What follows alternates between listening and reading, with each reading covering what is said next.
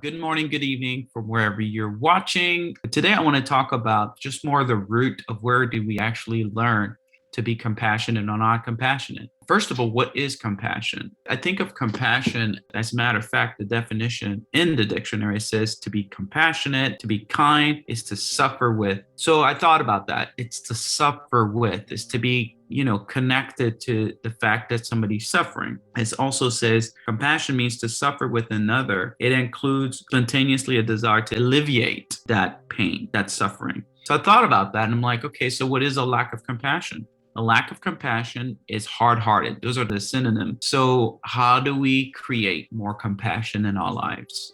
How do we become more compassionate? I think that's the question. If you look at what causes us not to be compassionate, and I think for me is not connecting with my feelings. When we're not connected with our feelings and we go into our head, and you may ask, okay, well, yeah, I do go into my head. I keep busy. I don't connect with my emotions. Why?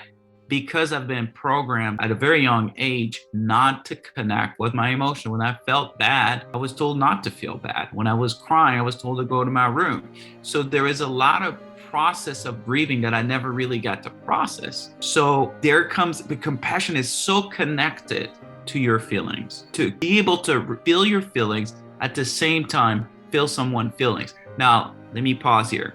When you're feeling someone's feelings like you're suffering with the person, that doesn't mean you're taking on the suffering upon yourself. You're not suffering for the person.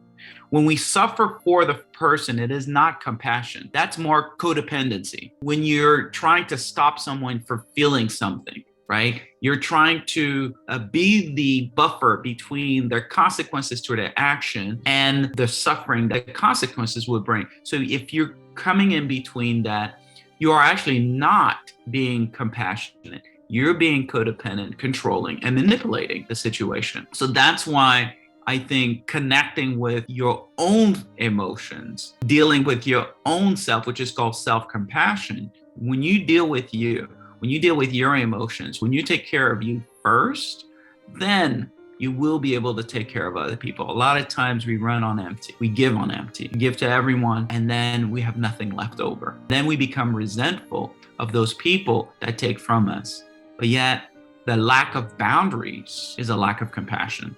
Because when you don't have boundaries for yourself, you will definitely not have boundaries for somebody else neither. So when I think about this definition of what a lack of compassion is merciless, is devoided from feeling, is not being concerned, being callous and hard-hearted. So there's a process. When we start to disconnect with our own emotions, we start to not validate how we feel or not deal with the pain of our grief. And we run around serving people or people pleasing, putting on different masks. We will eventually kill that very emotions that makes us human. It's called compassion. And that compassion will die based on us not taking care of our hearts. It's interesting how the definition talks about hard-heartedness. And the positive definition of compassion is to suffer with, which has to do with the heart. Because a lot of times, I know for me in the past, what I've done is rescue people. And I thought that was compassionate. I thought, oh, I'm being compassionate because I'm rescuing people. No, you're being codependent and disempowering. Empowering somebody is to be able to give them the ability to be responsible, empowered to make decisions for themselves. Because if you're able to do that, guess what? They will be compassionate with other people.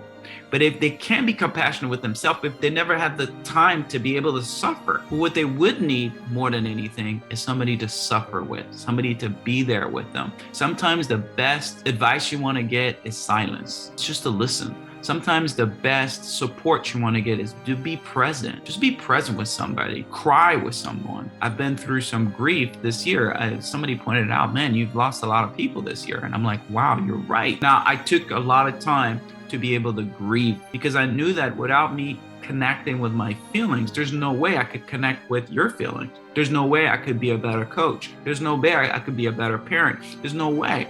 Because if I don't take the time to take care of my heart, deal with the feeling, there's no way I'll take the time to take care of your heart, take care of people in your life's heart. So what you want to do, the first thing is Where is my lack of compassion? Start with that. Why do I not have compassion in some area? And you could tell because you stop feeling. You stop having concern. In a relationship, you'll have lack of mercy. You won't have any more mercy. You will be more judgmental and critical. Then you know automatically you disconnected with this part of you, this human part of you, which is called compassion. You've disconnected from being compassionate. You disconnected with your feelings, and you haven't sympathized with your own feelings. Therefore, you can't sympathize with somebody else's feeling. First of all, recognize that you're at that point. Second is don't resist that. Once you recognize that I'm here and this is what I'm feeling, this is my lack of, don't resist that. Don't resist it. Surrender. That doesn't mean you're accepting it, but you have to literally surrender, feel your feelings, and then take action. Focus on now what is next. First of all, you allow yourself to feel. Second, you move forward, you focus on what's next. It's the same thing when you have compassion for somebody. You be with the person, suffer with the person, but also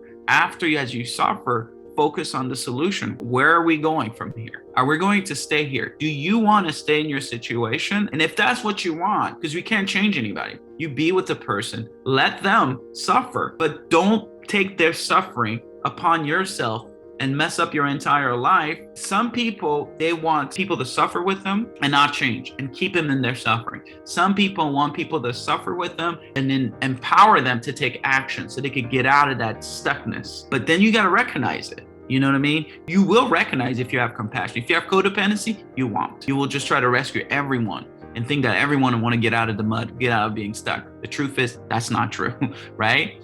So that's the difference. So I wanted to just give you that. Hopefully that helped you.